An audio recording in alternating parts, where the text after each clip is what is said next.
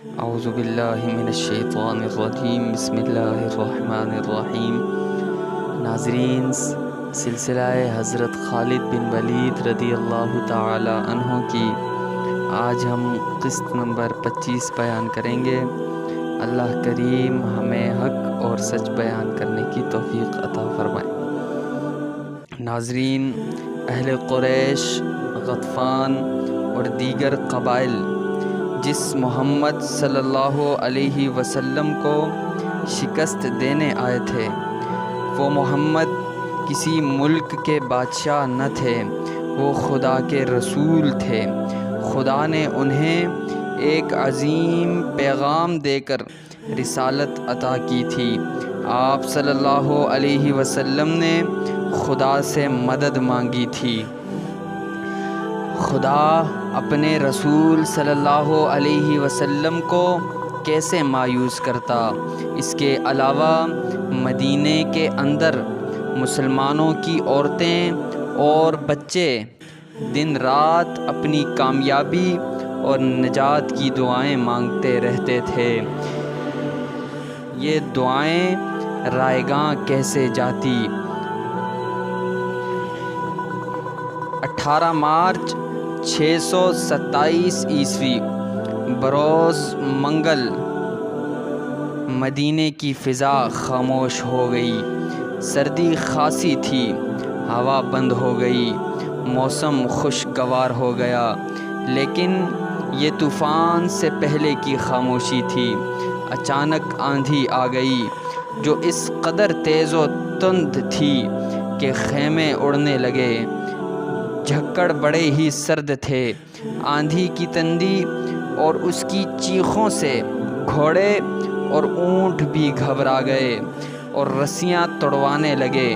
مسلمانوں کے اجتماع گاہ سلا کی پہاڑی کی اوٹ میں تھی، اس لیے آندھی انہیں اتنا پریشان نہیں کر رہی تھی جتنا مکہ کے لشکر کو۔ قریش کھلے میدان میں تھے، آندھی ان کا سامان اڑا رہی تھی، خیمے اڑ گئے یا لپیٹ دیے گئے تھے۔ لشکر کے سردار اور سپاہی اپنے اوپر ہر وہ کپڑا ڈال کر بیٹھ گئے تھے جو ان کے پاس تھا۔ ان کے لیے یہ آندھی خدا کا قہر بن گئی تھی، اس کی چیخوں میں قہر اور غضب تھا۔ ابو سفیان برداشت نہ کر سکا، وہ اٹھا، اسے اپنا گھوڑا نظر نہ آیا۔ قریب ہی ایک اونٹ بیٹھا تھا۔ ابو سفیان اونٹ پر چڑھ بیٹھا اور اسے اٹھایا۔ مورخ ابن حشام کی تحریر کے مطابق ابو سفیان بلند آواز سے چلانے لگا، اے اہل قریش، اے اہل غطفان، کعب بن اسد نے ہمیں دھوکہ دیا ہے۔ آندھی ہمارا بہت نقصان کر چکی ہے، اب یہاں ٹھہرنا بہت خطرناک ہے۔ مکہ کو کوچ کرو، میں جا رہا ہوں، میں جا رہا ہوں۔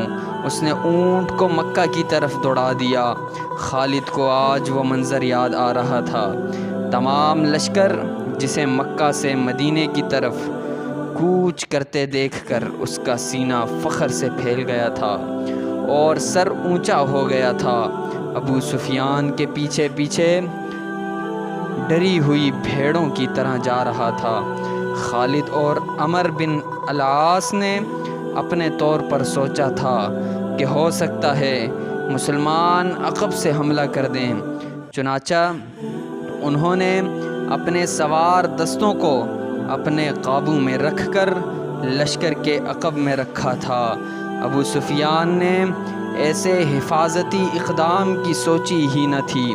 اس پسپا ہوتے لشکر میں وہ آدمی نہ تھے جو مارے گئے تھے، اور اس لشکر میں نعیم بن مسعود بھی نہیں تھے۔ قریش کا لشکر چلا تو نعیم آندھی سے فائدہ اٹھاتے ہوئے خندق میں اتر گئے اور رسول کریم صلی اللہ علیہ وسلم کے پاس پہنچ گئے تھے۔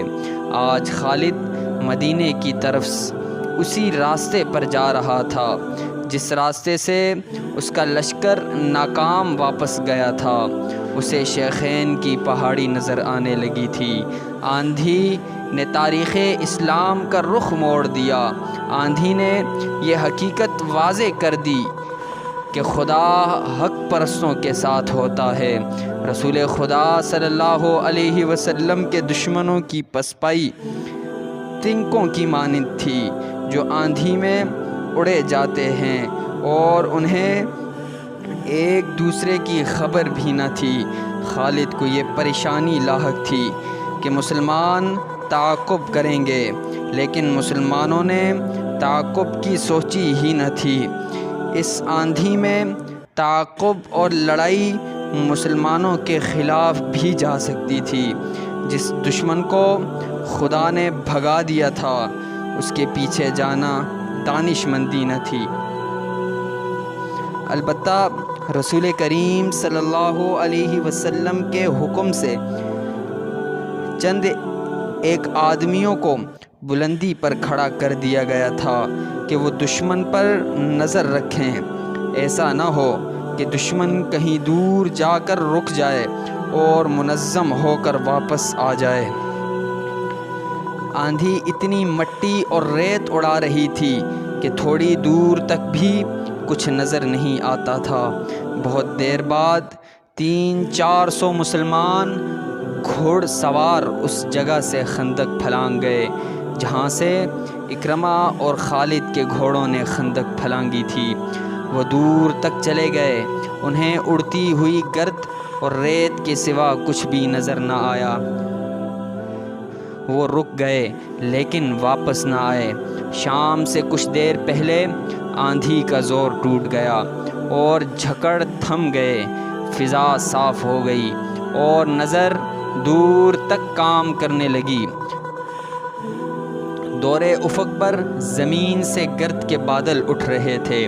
وہ اہل قریش اور ان کے اتحادی قبائل کی پسپائی کی گرد تھی جو ڈوبتے سورج کی آخری کرنوں میں بڑی صاف نظر آ رہی تھی۔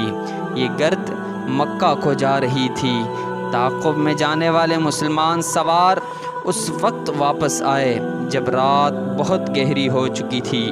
خدا کی قسم انہوں نے واپس آ کر بتایا، وہ جو ہمارے عقیدے کو توڑنے اور مدینے کی اینٹ سے اینٹ بجانے آئے تھے، وہ مدینے سے اتنی دہشت لے کر گئے ہیں کہ رک نہیں رہے، کہیں پڑاؤ نہیں کر رہے۔ کیا راتوں کو مسافر پڑاؤ نہیں کیا کرتے؟ کیا لشکر راتوں کو بھی چلتے رہتے ہیں؟ وہی چلتے رہتے ہیں جو منزل تک بہت جلدی پہنچنا چاہتے ہوں۔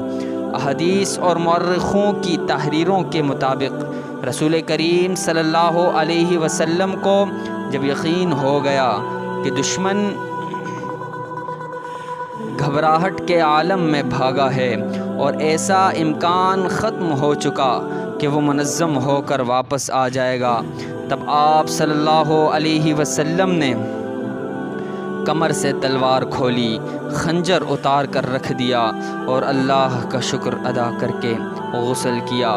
اس رات کی کوکھ سے جس صبح نے جنم لیا وہ مدینے والوں کے لیے فتح و نصرت، مسرت و شادمانی کی صبح تھی۔ ہر طرف اللہ اکبر اور خوشیوں کے نعرے تھے۔ سب سے زیادہ خوشی عورتیں اور بچے منا رہے تھے جنہیں چھوٹے چھوٹے قلعوں میں بند کر دیا گیا تھا۔ وہ خوشی سے چیختے چلاتے باہر نکلے۔ مدینے کی گلیوں میں مسلمان بہت مسرور پھر رہے تھے۔ ناظرین گرامی، اس واقعے سے وابستہ مزید احوال ہم اگلی قسط میں بیان کریں گے۔